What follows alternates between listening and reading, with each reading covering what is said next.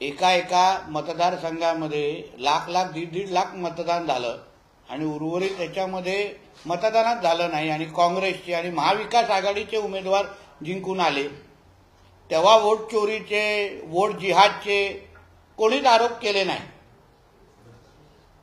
जेव्हा हिंदू मंदिरांच्या बाहेर हिरवे झेंडे फडकवले गेले, पाकिस्तान जिंदाबाद म्हटलं गेलं, तेव्हा कोणीच त्याच्यावर आक्षेप घेतला नाही आणि किंवा सभाही घेतली नाही।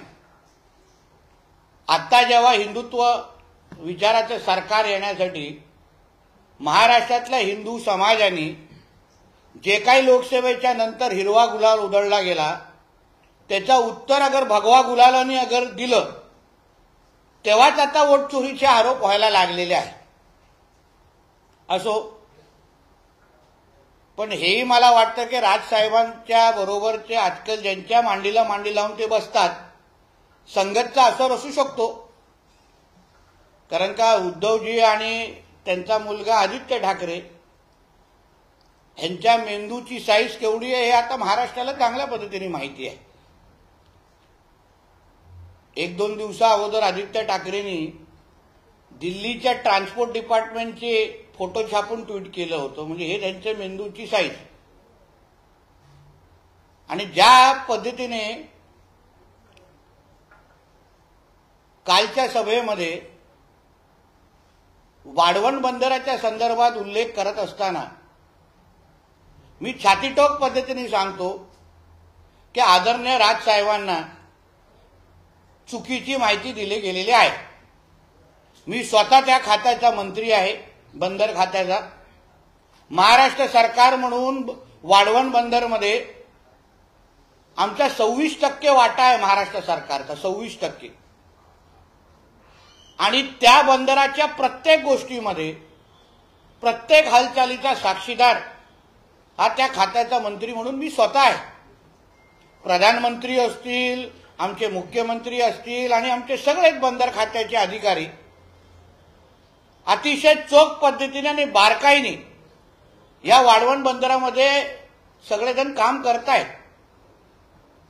वाढवण बंदरामुळे आपला देश आज जिथे जे नगण्य आहे त्या बंदर ह्या क्षेत्रामध्ये बंदरांच्या जागतिक बंदर यादीमध्ये एका त्या वाढवण बंदरामुळे पहिल्या 5 क्रमांकामध्ये येऊन थांबणार आहे। जो 20 मीटरचा जो ड्राफ्ट म्हणजे खोली ज्याला म्हणतात, जो आजच्या तारखेला कोणाकडेच नाही, कुठल्याच देशातल्या सर्वात जास्त खोली असलेला जो मुंदडा बंदर आहे, मुंदड्याकडे बंदर आहे, तो 17 मीटरचा आहे, हा 20 मीटरचा आहे। आणि ह्याच्यामुळे सगळ्या पद्धतीचे जहाज, मोठे लहान सगळ्या पद्धतीचे जहाज त्या वाढवण बंदराकडे येऊ शकतात। आता मग नोकरी संदर्भात अगर आपण बोलाल तर 12 लाख डायरेक्ट आणि इनडायरेक्ट पद्धतीचा रोजगार हा फक्त एका वाढवण बंदराच्या माध्यमातून स्थानिक तरुण तरुणींना भेटणार आहे, महाराष्ट्रातल्या तरुण तरुणींना भेटणार आहेत। आणि त्यासाठी आदरणीय लोढा साहेबांच्या मंत्रालयाच्या माध्यमातून कौशल्य विकासाचे असंख्य कार्यक्रम घेण्याचे कार्यक्रम सुरू आहेत। त्याच्यामध्ये आमच्या मत्स्य व्यवसाय खातं पण आहे, कारण का असंख्य मच्छीमारांच्या तरुण तरुणींना वाढवण बंदरमध्ये येणाऱ्या नोकऱ्या कुठल्या, त्याच्यामध्ये लागणारं कौशल्य कुठलं, या सगळ्याबद्दलचं मार्गदर्शन हे आम्ही त्या कौशल्य विकास कार्यक्रमाच्या माध्यमातून आम्ही आता देतोय। एवढं मोठं बंदर अगर आपल्या महाराष्ट्रामध्ये येत असेल आणि त्या एका बंदरामुळे 12 लाख तरुण तरुणींच्या नोकऱ्या आणि 2 हाताला काम मिळत असेल तर मग ते बंदर कसं चुकीचं आहे? त्याच्यामध्ये असंख्य मोठे छोटे उद्योजक आहेत,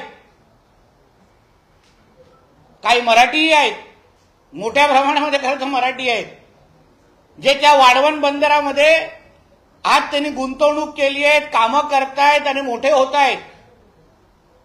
मग कुठल्या हिशोबाने वाढवण बंदर वाईट आहे तुम्ही सांगा मला, ह्यांना जैतापूर नको, ह्यांना नाणार नको, हे उद्धव ठाकरेंची भाषा का बोलतायत हे मला आजपर्यंत आता कळण्याच्या पलीकडे गेलेलं आहे.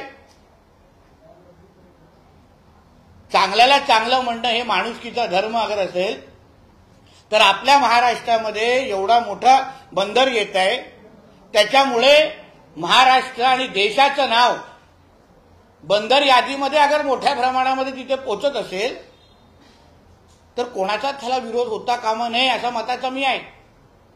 म्हणजे चुकीची माहिती त्यांच्याकडे कोणीतरी दिली हे निश्चित आहे. कारण का अजून एक छोटं उदाहरण देतो. आदरणीय राजसाहेबांनी सांगितलं की वल्लभभाई पटेलजींनी मुंबईला महाराष्ट्राला तोडण्याचा पहिला विरोध केला, बरोबर आहे ना. वल्लभभाई पटेल मोठे नेते होते, ते 1950ला वारले आणि संयुक्त महाराष्ट्राची चळवळ कधी सुरू झाली? 1956ला.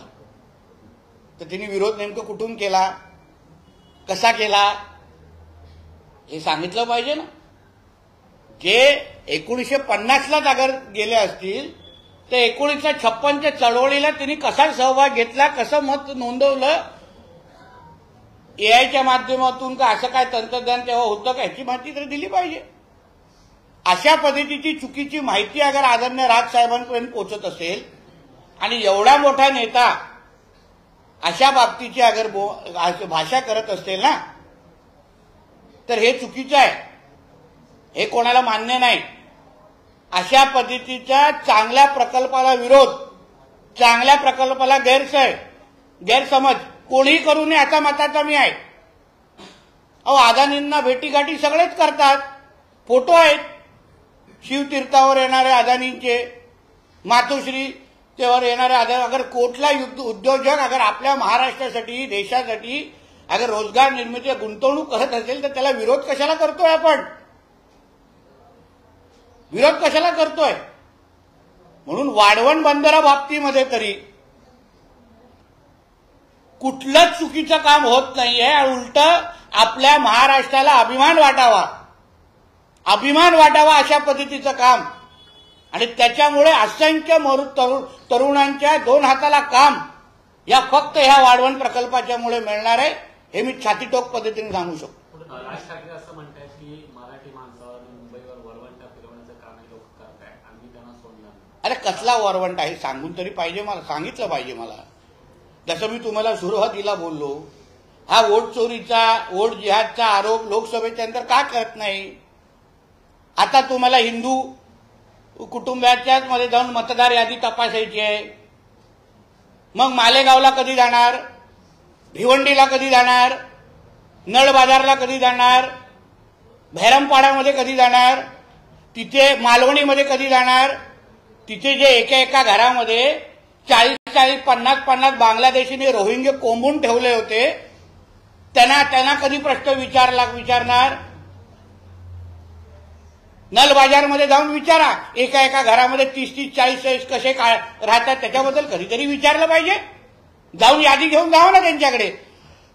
मतदार यादी घेऊन नल बाजारमध्ये जाऊन उभे राहा आणि त्या घरामध्ये जाऊन विचारा कि तुम्हारे घर में जो रहने वाले जो 40 जन है वो ये हमारे मुंबई महाराष्ट्र के है क्या. मध्ये जो अब्बू आदमीनी भिवंडी में मराठी चलेगा नहीं का कानाखाली वाजवली नाही, त्याच्या का कानाखाली वाजवली नाही, का नाही. तसं त्या मीरा भाईंदरच्या एका हिंदू व्यक्तीला, गरीब हिंदू व्यक्तीला जाऊन कानफडीत घेतली, तसा अब्बू आदमीची का कानफडीत घेतली नाही की भिवंडीमध्ये मराठी बोलना चाहिए.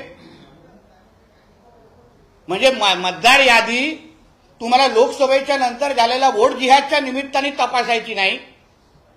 मानकोड शिवाजीनगरमध्ये जे काही बांगलादेशीने रोहिंगे जे कोंबले आहेत आणि त्यांना बाहेर काढण्याचं काम आमच्या देवेंद्र फडणवीस साहेबांच्या आणि आमच्या अमित शाह साहेबांच्या खात्याने केलेलं आहे.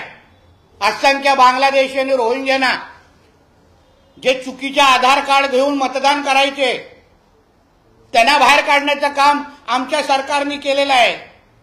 तुमच्यासारखे नुसतं हिंदूंना टार्गेट करत बसत नाही.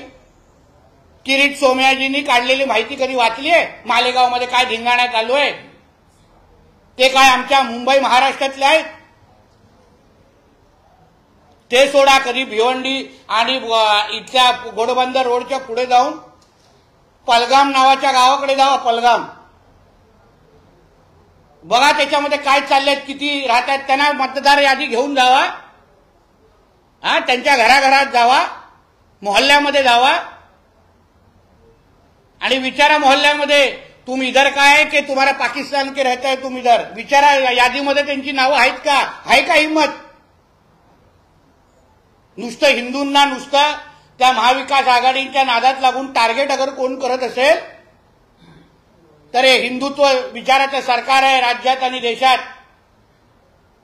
हाच आवाज, हाच हीच सभा, हेच प्रश्नचिन्ह अगर लोकसभेच्या नंतर अगर उचलले असते ना, विचारले असते तर बाळासाहेबांना अजून मनाला शांती मिळाली असती. ज्या पद्धतीनं निवडणूक आयोगाला उत्तर जे आहे ते मागते विरोधी पक्ष, परंतु भाजपचं संगनमत आहे, त्यामुळे भाजपच निवडणूक आयोगाची बाजू घेते असा आरोप संजय राऊत. आमच्या काय निवडणूक आयोगाने आता चौकशी लावली आहे ना. निवडणूक आयोगाने चौकशी लावलेली आहे. खरं म्हणलं तर ही अर्बन नक्सलची भाषा आहे ना. सुप्रीम कोर्टवर प्रश्नचिन्ह करायचं आहे. आमच्या देशामध्ये निवडणुका घेऊ नये, घेऊन दाखवा, ही अर्बन नक्सलची भाषा आहे. अर्बन नक्सल बोलतात असं. म्हणून बोलतो राजसाहेबांना तुम्ही मांडीला लावू नका लावू. उद्धव ठाकरे त्याच्या नादी नका लावू. तो वाया गेलेला पोरगा येते. त्यांनी ठाकरेंचा ब्रँड संपवण्याचा सर्वात मोठा कारणीभूत उद्धव ठाकरे आहेत. राजसाहेबांनी त्याच्या नादी लागू नये. आणि कसले कोण जे निवडणूक आयोगाला तर आम्ही पण प्रश्न विचारलेला ना लोकसभेच्या नंतर की एकाच मतदारसंघामध्ये 1 लाख मतदान कसे होतात? धुळ्याचे जे खासदार आहेत त्यांना मालेगावमध्ये मतदान कसं होतं? सौदी अरेबिया आणि त्या सगळ्या देशांमधून कोण कोण बाहेरून आलेलं तेव्हा कोणी विचारलं नाही त्यांच्या घरात मतदार यादी घेऊन जाऊन की बाबा तुम इधर काय, क्या पाकिस्तान काय, क्या बांगलादेश काय? तेव्हा विचारण्याची हिंमत करायची ना. मोठा वाद निर्माण झालेला आहे. कुठेतरी तेढ निर्माण झालं असं महाविकास आघाडीचं म्हणणं आहे. का तेढ म्हणजे? उद्या अगर हजी अल्लीला जाऊन आम्ही हनुमान चालीसा आमच्या हिंदुत्ववादी कार्यकर्त्यांनी म्हटलं तर चालेल का? शनिवार वाडा असो, ह्या सगळे हे आमच्यासाठी हे इतिहासाचे आणि शौर्याचे आणि हिंदू समाजाचे प्रतीक असलेले जे आमची धार्मिक स्थळं आहेत, ती स्थळं आहेत, त्याच्यावर अगर तुम्ही अशा पद्धतीचे नमाज पठण करत असाल तर उद्या अगर आमचे हिंदुत्ववादी कार्यकर्ते उद्या हजिल्लीला जाऊन उभे राहिले आणि तिथे हनुमान चालीसाचं पठण सुरू केलं तर मग काय करायचं? जो न्याय तुम्ही हजिल्लीला लावता तोच न्याय अन्य धार्मिक स्थळांना लावा, एवढंच म्हणणं आहे. मग आज जे आमच्या हिंदुत्ववादी कार्यकर्ते तिथे गेले, वातावरण कोण खराब करताय? कशाला तिथे नमाज पडायचं आहे? नमाज पडण्यासाठी काय देशात आणि राज्यात मस्जिदी कमी आहेत? जे तुम्हाला हिंदू धार्मिक स्थळांकडे कोण वातावरण खराब करणारे हे जिहादी मानसिकतेचे लोक आहेत.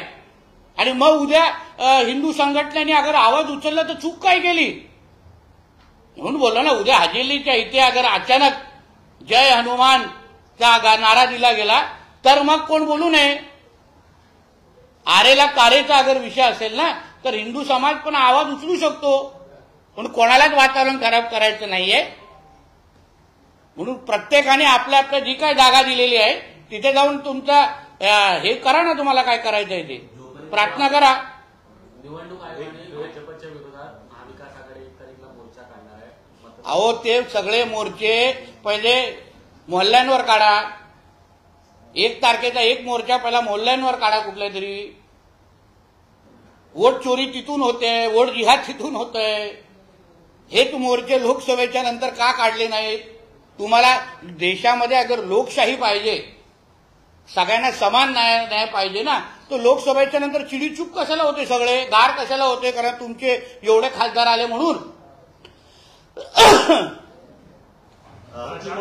बच्चू भाऊंनी वादग्रस्त वक्तव्य 3 कलेक्टर आणि मंत्रालयातील 7 सचिवांना ठोकलं. काय फरक पडला असं म्हटलं. पुढे असंही म्हटलंय तर निजामशाही बंद केली म्हणून संभाजीराजे सासऱ्यांकडून मारले गेले. औरंगजेब मात्र बदनाम झाले. असं आहे, आता बच्चूभाईंना थोडं बच्चू कडूला जरा वेगळ्या पद्धतीची हवा लागलेली दिसते आहे. बघू, आमचे देवाभाऊ काळजी घेतील. त्यांनी असंही म्हटलं की शेतकऱ्यांना मदत जी आहे ते सरकार करत नाही, त्यामुळे आमदारांना कापा. वादग्रस्त विषय. आत्महत्या करण्यापेक्षा आमदारांना अशा पद्धतीचं वाद. हेच आमच्या सरकारमध्ये पण काम करू म्हणून बोलतो ना, सगळ्याची काळजी देवाभाऊ आमचे घेतील. मतदार याद्या जोपर्यंत दुरुस्त होत नाही तोपर्यंत स्थानिक स्वराज्य संस्थांच्या निवडणुका होऊ देणार नाही असं पण सगळे मतदार याद्या पहिले मोहल्ल्यांचे पहिले नीट करा. जिथे जिथे बैरामपाडा, नलबजार, इथे मालवणी, मग भिवंडी, मग मालेगाव, त्या पहिल्या मोहल्ल्यांमध्ये जाऊन पहिल्या याद्या त्यांच्या तपासा. मग आमच्या हिंदूंच्या घराघरामध्ये जावा. वोट जिहाद तिथून सुरू होतं. किती लोक एका एका यादीवर अब्दुल शेख, शेख अब्दुल, अब्दुल अब्दुल किती टाकलेत बघा. अब्दुल का पहिला बाप, दूसरा बाप, तीसरा बाप, चौथा बाप, पांचवा बाप, छठा बाप, 7वां, 8, 1, 19, 9, 10, 11, 12, 13, 14, 15 टू बी कंटिन्यूड. काय बोलताय. भाजपच्या माजी खासदार आहे प्रज्ञासिंग ठाकूर, त्यांनी म्हटलं की जर आपल्या मुली आपलं ऐकत नसतील, मुस्लिम मुलांबरोबर पळून जातात तर त्यांचे हातपाय कापा. आता मी ते वक्तव्य ऐकलेलं नाहीये, ऐकल्यानंतर त्याच्यावर बोलू शकतो नक्की. सर, तुमचे सहकारी मंत्री संजय सर पुन्हा एकदा वाद आरोप आहेत. उपोषणकर्त्यांच्या ठिकाणी जाऊन उपोषण सोडल्यानंतर ते उपोषणकर्त्याला घरी बोलावून उपोषण त्यांना उपोषण मागे घ्यायला होतं. पण त्याच्यामध्ये वादग्रस्त म्हणजे काय विषय म्हणजे उपोषणकर्त्याच्या मंडपात न जाता तिथं उपोषण सोडणं किंवा पुढे करतात. पण उपोषण सोडलं ना. तर त्याला घरी बोलावून सोडतात. मी व्हिडिओ बघतो आणि तुम्हाला उत्तर देतो. आता काय बोलतो. संजय राऊत म्हणाले, त्यांचं घर एवढं नीट काय हो. संजय राऊत म्हणाले गुवाहाटीला जाऊन आलेले लोक नरकासूर आहे. एकनाथ शिंदेवर त्यांनी अशा प्रकारचा हल्लाबोल केलेला आहे. आता त्यांनी काय सकाळी तो बोलतो त्याचे सगळं कॉन्ट्रॅक्ट बोलण्याचं आता मी माझ्याकडून नवनाथ बनला दिलेला आहे. ट्रान्सफर ऑफ ओनर झालेला आहे.